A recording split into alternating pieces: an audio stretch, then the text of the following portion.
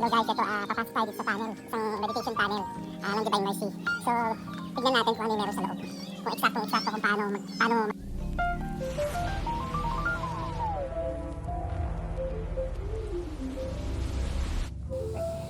Hi and good day everyone. This is Karin Farm, Divine Mercy Dark Meditations Tunnel. Nandito tayo ngayon sa San Joaquin, Iloilo. This is the part 1 of our Iloilo venture. Dito sa may farm na ito, mamamasyal tayo, iikot tayo dito. Tara't samahan niyo po ako. Libutin natin yung ganda ng Iloilo.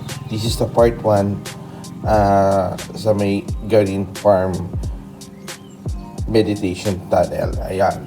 Titignan natin kung ano meron dito. Ayan.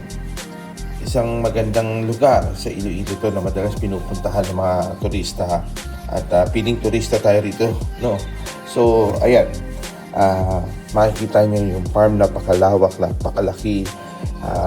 Hindi ko na nakuha yung eksaktong laki nitong lugar na ito, pero napakaganda at nataon talagang ilan lang yung mga tao nandito na kasalukuyan na nagpunta kami.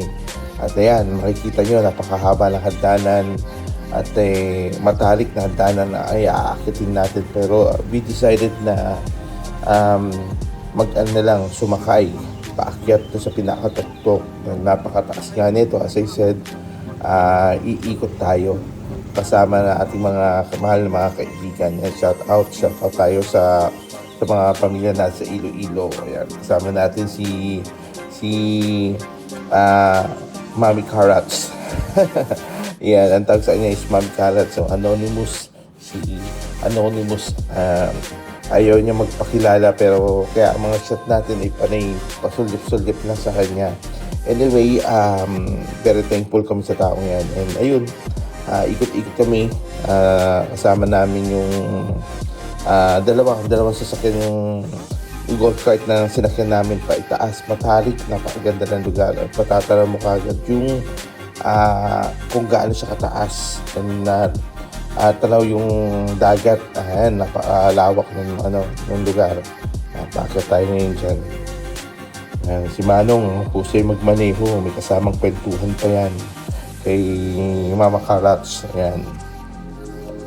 So, akala nyo simple lang yung pagkakit yan, kahit na may sasakyan, mapipil mo pa rin yung parang, alam mo, alug-alug ka, may parang nakasakay pa rin sa isang ride, no, na parang, caterpillar, parang gano'n ang datingan yan. It so happen na, paikot-ikot, yan, may pataas, may paalalim, tapos, hanggang sa makarating ka sa pinakatuktok. Kaya nga sabi ko sa inyo, napakalaki ng hagdanan, napakahaba.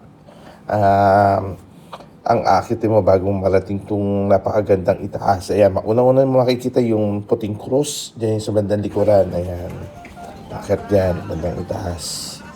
Then, dito sa pinakitaas, matatanong nyo yung lawak ng lugar. Front and back. And yung dagat, makikita mo. Papasukin natin sa pinakaloob ng tunnel na yan. Kung nakita nyo kanina yung pataas na yan, mamaya, dyan din tayo lalabas at the same time. So, samahan nyo ko ulit. Pasukin natin itong farm na ito. Yan, bubungod dyan sa itaas yung Divine Mercy. Yan, dasalan, tirikan ng kandila, mga rosary nandiyan. Yan.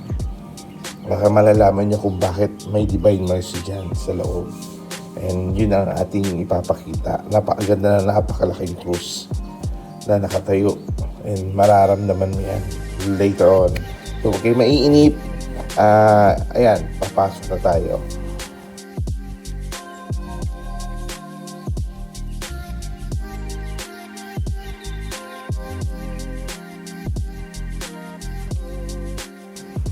Hello guys, eto papasok tayo dito sa tunnel.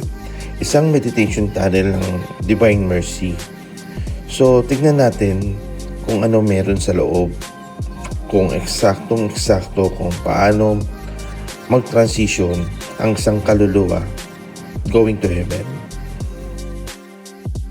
So, eto na nga, papasok tayo dyan sa pinaka-entrance.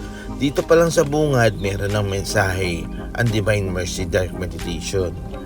Pagpasok mo dyan, ang nagsisilbing liwanag ay nanggagaling lang sa LED lights. Pero sa totoong ganap, kaya na nangyari sa aking own experience, napakadilim. Basta't ang natatandaan ko noon, around 6 years old ako noon eh.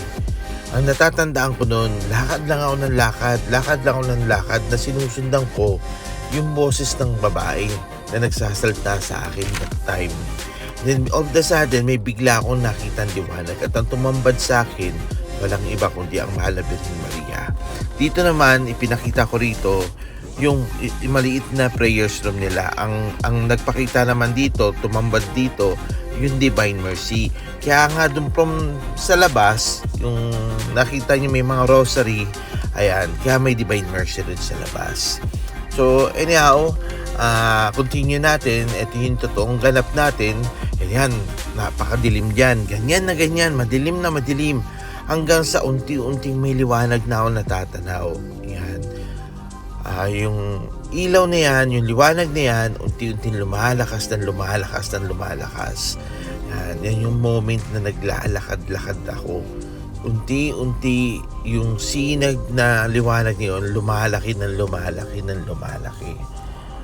And sabi ko nga nung ako naglalakad doon, sinusundan ko yung tinig ng babae, which is the Mother Mary of Malawag.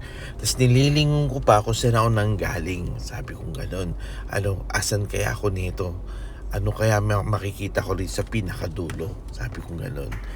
And eto na nga, dito sa tunnel na ito, nakaka-amaze kasi based on my experience, ganun eh.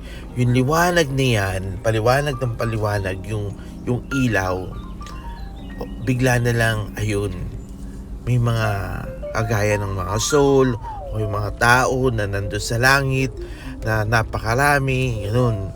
Yun yung ganap, may mga anghel, yan. Eksaktong ganyan. At ito pa yung talagang nakaka-amaze at nakakagulat. Bakit kamo? Kung ano yung nakita ko doon sa mga anghel na kinakanta, ay talaga namang yun na yun. Yung Hallelujah, Hallelujah, Husana, Husana, Husana. Yun yung mga awitin ng mga anghel habang ang mahal na Birhen Maria ay bumababa at nagpapakita sa mga dumarating na kaluluwang nandoon o yung mga bumibisita. Sa part na ito, bigla na lang tumululuha namin kasabay ng pagpatak ng ulan. Napakaramdam ko parang linebless ako at binibigyan ako ng closure ng itaas. Dahil nung nadikit ako rito sa anghel na ito, bigla ako naalala yung anak ko, si ate. Si ate Kim, na ngayon ay nasa itaas na rin kasama ang Panginoon. Ganito yung eksena namin tuwing papasyal ako doon o mayroon ako na idadala sa itaas. Sinasalubong niya kami. Kagaya ng ginagawa niya dati nung nabubuhay siya. Pag may mabisita magpapagamot o magpapatingin sa akin, yun ang ginagawa niya. Sabi ko, nak, pahag na lang ako sa'yo, payakap. Habang tumutulo yung luha ko, pinagmamasdan ko yung anghel na ito na tila bang ngumingiti sa akin na sumasabay din sa ang mga mata niya sa pag-iyak.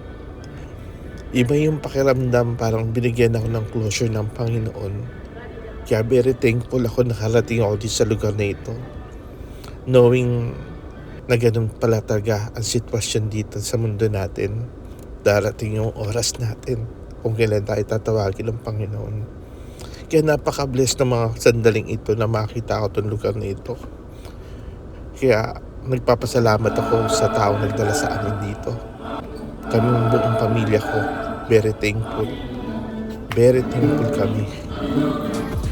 Napakaganda ng lugar. Napakaganda. Yun ang tumatak sa isipan ko, sa isipan namin. Napakaswerte namin mga sandaling ito.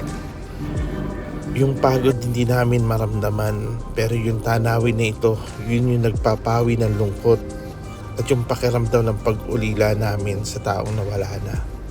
Pero at the same time, thankful kami. Thankful po kami. Dito sa part na ito, pababa na kami.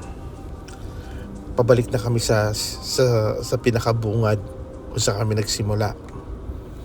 Habang nakasakay kami ganyan, dala-dala namin yung memories at yung moment na yun, yung feeling na may closure ako sa anak ko. Parang nadagdagan lalo. And very thankful ako si Taas sa pagmamahal na ibinigay niya sa amin. Sa vlog na ito, para sa ito ate. Para sa ito ate Kim. Miss na miss ka namin and mahal na mahal ka ng papa mo. Ang lakbay ng buhay natin dito sa mundong ito ay sadya talagang hindi natin alam kung hanggang kailan. Walang sino man makakapaganda pag dumating itong pagkakataon nito. Kaya sana hanggat nandito ka at naglalakbay sa mundong ito, piliin mong mapabuti ka. Piliin mong maging maayos at payapa at maging masaya. Kasi totoo nga, ang lahat ng ito, lahat tayo, dumadaan lamang sa mundo at naglalakbay lang din. Kaya ang pananampalataya mo, yan ang magiging sandata mo sa hamon ng buhay.